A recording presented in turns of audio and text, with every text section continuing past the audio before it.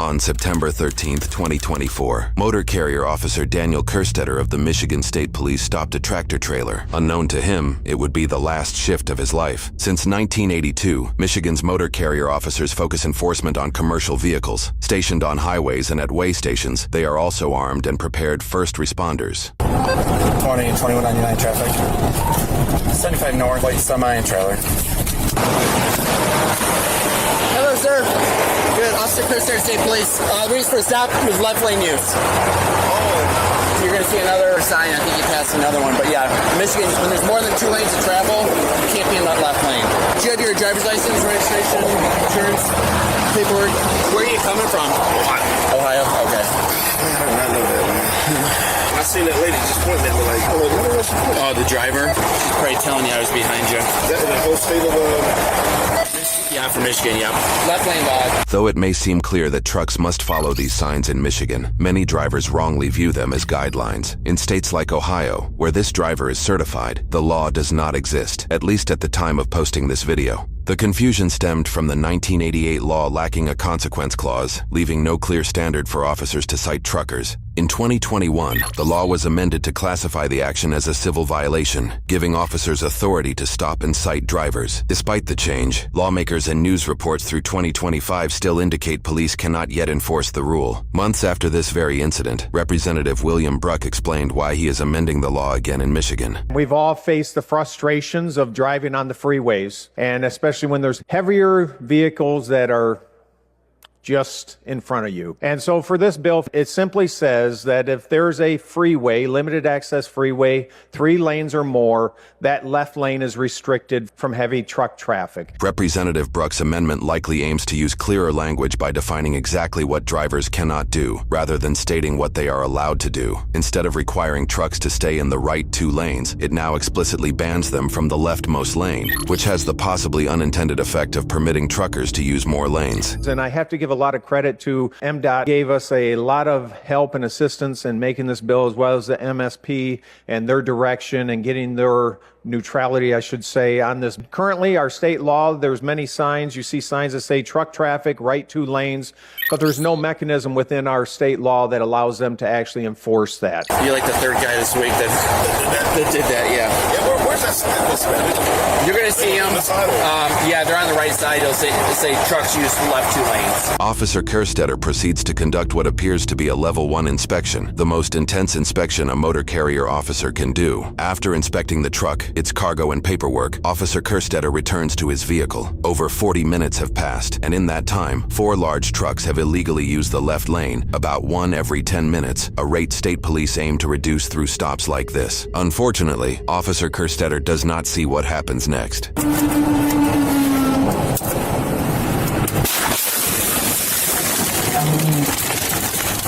The crash is also captured by a civilian dashcam, footage we will break down later on. Immediately after the crash, multiple civilian drivers pull over to assist. About 3.5 minutes later, motor carrier officer Sergeant Ramsden, who is Kerstetter's supervisor, arrives on scene. Left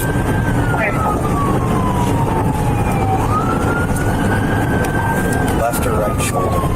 We're trying to find it on camera. I don't know if it's on the shoulder or blocking. We're firing EMS on the way. We constantly have an unconscious officer out there and another caller stating someone's having a seizure. Right shoulder, gonna have both lanes, middle and right. What? Bad shape. Both in here? Both in here. 1 in here and then a trooper. Yeah, we'll get to that. Hey.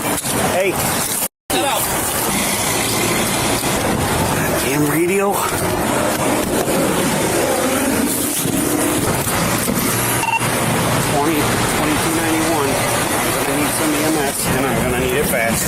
Granted, we have fire and EMS on the way.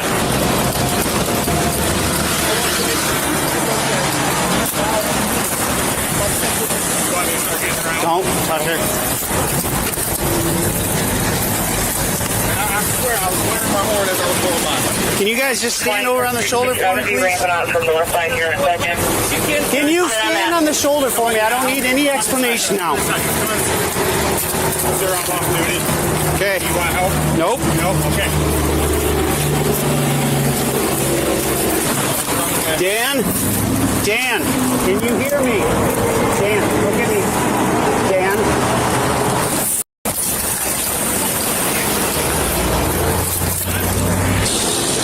I got one unconscious victim, not breathing, no pulse. That's right. And Officer Kerstetter is unresponsive.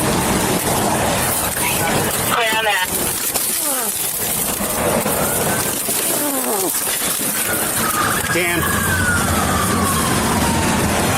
Dan, look at me. Can you hear me? I'm gonna tilt your head up, okay, buddy?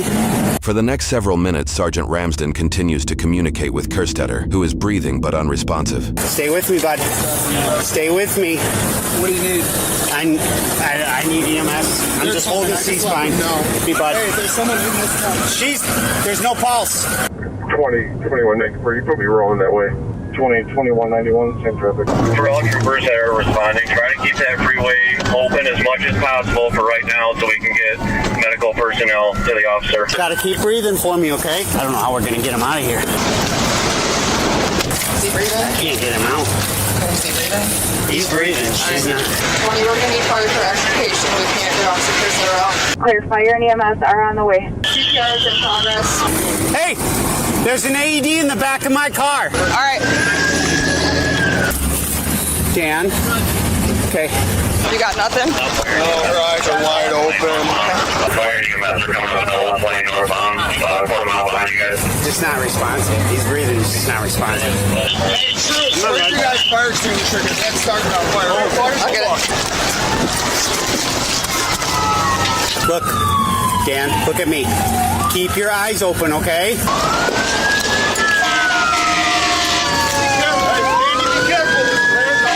Great. Where's the other way? Somebody fan that away. Hey, where's the other way? Emergency medical services arrives roughly 11 minutes after the crash. Seriously? All right, we got to stop at the fire extinguisher for a minute. He can't breathe. No pulse, not breathing. He's still breathing, unresponsive. Can't get him out. Kerstetter, come on, buddy.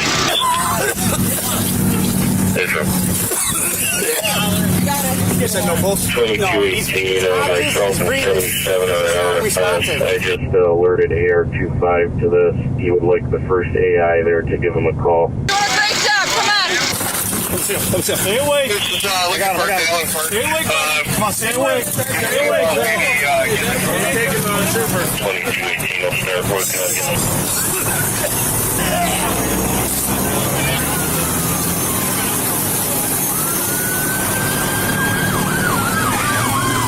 They're going to be using their jaws right now to get them out. Officials use the jaws of life to free Officer Kerstetter.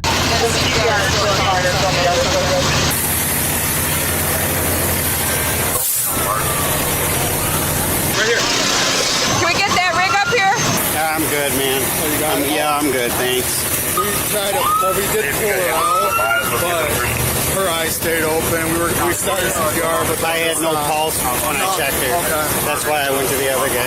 Go, go, go, go. Go, go, go, go. Bring it right up here. Bring it right. He's not going to get out that way. They're not. Bring it right up here. EMS. Come here. Come here. Come here. Bring it right up here. 2207, One of my guys, too. I supervise him. 2207. do you guys have a preferred hospital for your guys? Hold on, Dearborn. Airborne? You don't know how to get there? I know how to get to Dearborn. I'm not better than receiving, though. As of right now, receiving, you're going to take this. If you're going to receiving, Oh, I know how to get off the exit and everything. It's just getting into there and off of it. okay, all right. You need someone to take you. I mean, we're not going to wait. I mean, if they're going to, they're going to fly. We'll escort you there if we have to. Hey, Dan, seriously? They're going to go to receiving with him. She's like, I don't know how to get her once I set out. We'll escort you. I'm following them with him. Okay, so if you want to get him to receiving, Yeah. okay. Okay, well, if we can get him out, can we just transport him? Yeah, I don't know how long it's going to. Yeah. The bird's already en route, so whoever gets him out first, if he gets out in this rig, we're going to escort him down. Yeah, Dan Kerstetter. Yeah, any other information on him? Yeah, come with me. Stetter. Sarge, I know you're busy. Do we have someone going to his house? Here's his spouse's name. By the time we get him out, we're going to have to wait probably 40 minutes for a chopper. So we don't want to do that. So We're not waiting. They said receiving those. They're not going They to can go to receiving. Sure. We're going to escort them there.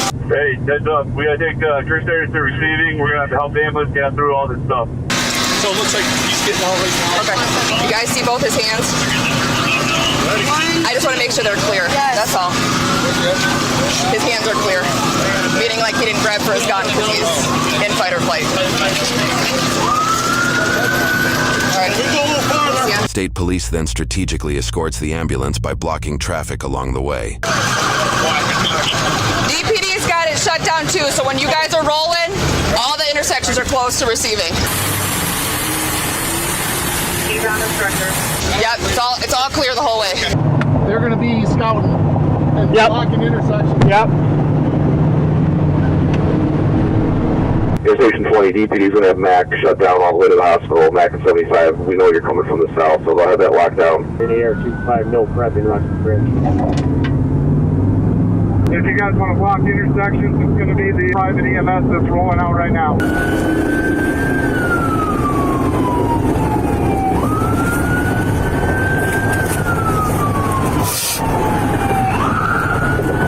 While Sergeant Ramsden helps escort the ambulance, Officer English stays on scene to gather more information. Go, go, go!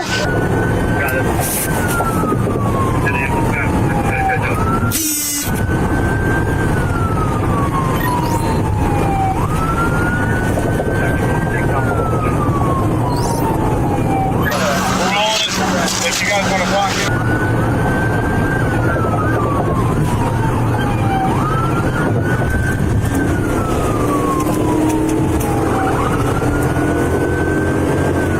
I didn't find his other gun, that's what I was looking for. Doesn't matter.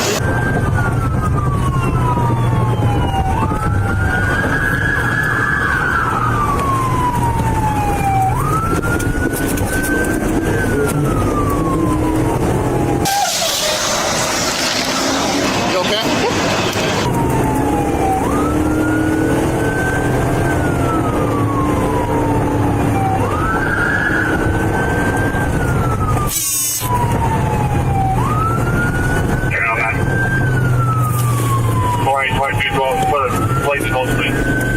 She didn't break at all. We had reports of her doing something. They said she was having a seizure. If that's actually what happened or if it was after the fact. Personalized. Keep down, you can have Mary 4. Tatum 4. Break. Can you run the please? Number Yaro is please. Clear, Steven.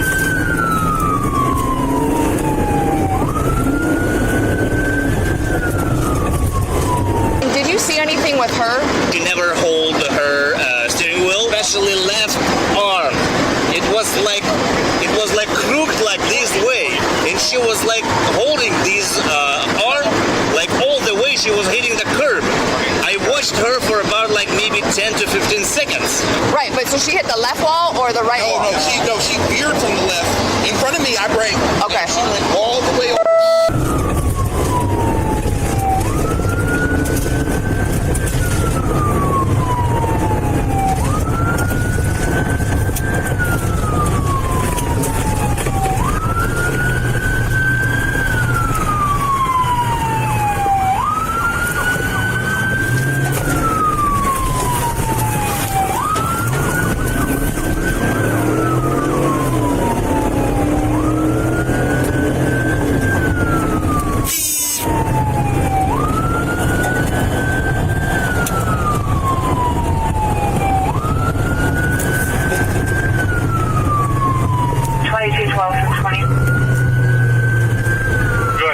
They get Kerstetter to the hospital just 35 minutes after the crash.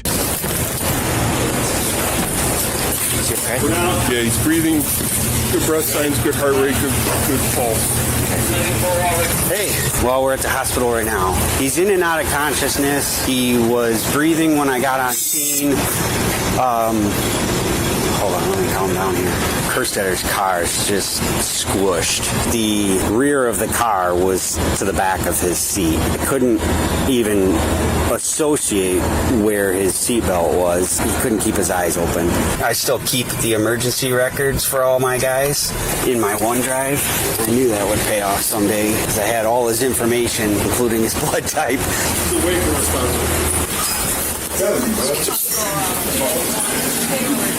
So you responded to anything? Because he like squish his skull in the back right here, so unless that's just like tissue or something. I don't know. The rear of his patrol car was right behind his head, so. Despite early hopes, Officer Daniel Kerstetter passed away 2 days later after his family chose to end life support and donate his organs. Reports show the woman in the white SUV likely had a seizure before the crash and died on impact. The driver was on a video call at the time with her phone mounted. Through the call, her friend witnessed her eyes roll back before she began shaking and crashed. The friend ended the call, dialed 911, and then contacted the woman's husband, who later arrived at the scene. Her husband's on his way here from Southgate, trying to get through all this traffic. I don't know if you guys want. I don't know what he's driving. I don't know if he's going to try to flip around and hop the wall or whatnot. Southgate has him stopped? Southgate PD's got it directed. Okay. I know. I'm gonna talk to you, okay? But I want you to take a deep breath first. In short, police reports indicate the at-fault driver's husband noted she was on some sort of medication, though details remain private. So, what I'm gonna do is I actually want you to go to the hospital so that you can speak with my officers directly that are there, okay? I'm gonna preface this with drive safely.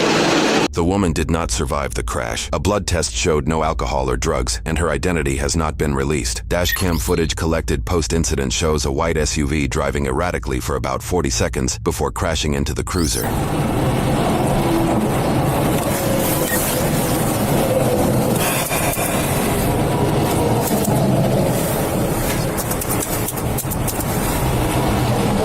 God damn it.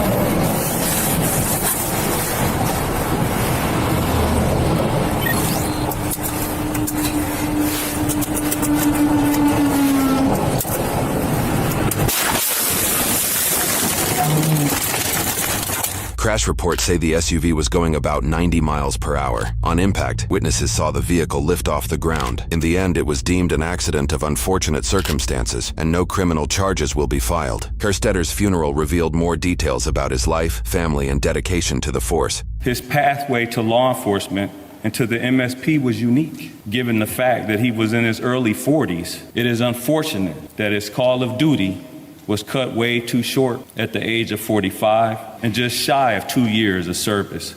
My brother's legacy is not just in the badge he wore, but in the countless lives he touched. He was the first Michigan State Police motor vehicle officer killed in the line of duty, a testament to his bravery and sacrifice. Thank you to the countless troopers from all over the U.S., North Carolina, Iowa, Illinois, Missouri, Connecticut, the great state of New York, where Danny is from, I think even Canada. He would be so in awe and impressed and just think this was the coolest thing ever. I take great comfort in knowing that he knew how much I loved him, how much his children loved him, how much his friends and family loved him. Danny, loving you changed my life. Losing you has done the same. But I promise you, baby, your children will never forget their daddy. We will celebrate and honor you every day. In lieu of donating to the family, online obituaries direct support to the Michigan State Police Troopers Association. A link to that organization can be found below this video. How do you protect yourself from a threat that has no intention, no malice, and no warning? A seizure behind the wheel turns a moving car into a 4,000-pound missile, and no amount of training or awareness can stop what you can't see coming. That's the silent danger officers face every single day on the roadside. Not just criminals, not just recklessness, but the unpredictable. Some jurisdictions are still pretending it's 1995, but what if we stop pretending, and what if we took the concept of officer safety beyond thoughts and prayers and turned it into policy and infrastructure? Well, that's exactly what Minnesota did. Instead of reacting to tragedy, they invested in prevention. They built a 911 system that's fully integrated with more than 1,500 live traffic cameras, allowing dispatchers to see what's coming before it hits and alert troopers of real-time hazards fast. 51 behind you. Were you hit? Holy cow, that was close, but no, I was not. Okay. 726. I got 80. 80. 89, just got hit. Think about that. More cameras per person than any other state. Not to spy, not to ticket, but to protect. And I love that Minnesota did this, but across the country, we let tradition kill our officers and we treat highway patrol like it's just another job instead of the high-risk operation it actually is. We rely on thin paint lines and good luck while people like Officer Kerstetter tried to fight a war against time and outdated systems. If we can put cameras in retail stores and drive-thrus, why not on every highway? If we can monitor traffic flow for convenience, why not safety? We've got the technology. What we're lacking is the urgency, and urgency should never arrive after the funeral. Because if we have the power to see danger coming, then we have the responsibility to act before it arrives. The question is, will we act before the next knock on the door?